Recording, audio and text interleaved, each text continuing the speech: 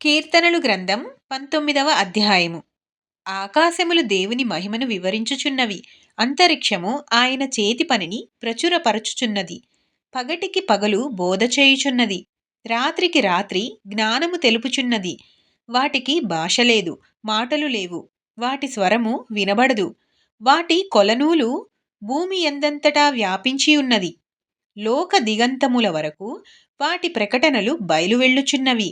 వాటిలో ఆయన సూర్యునికి గుడారము వేసెను. అతడు తన అంతఃపురములో నుండి బయలుదేరి పెండ్లి కుమారుని వలె ఉన్నాడు.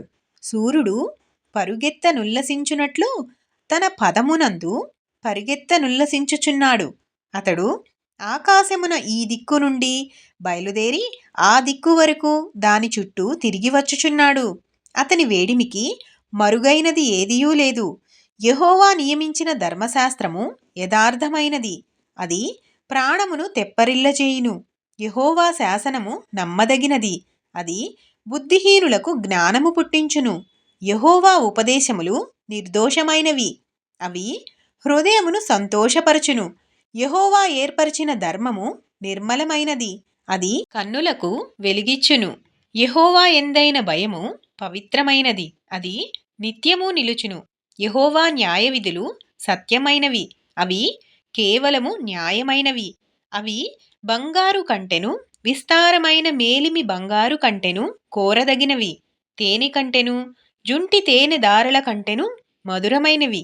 వాటి వలన నీ సేవకుడు హెచ్చరిక నొందును. వాటిని గైకొనుట వలన గొప్ప లాభము కలుగును. తన పొరపాటులు కనుగొనగలవాడెవడు? నేను రహస్యముగా చేసిన తప్పులు క్షమించి నన్ను నిర్దోషినిగా తీర్చుము. దురభిమాన పాపములలో పడకుండా నీ సేవకుని ఆపుము. వాటిని నన్ను ఏలనీయకము.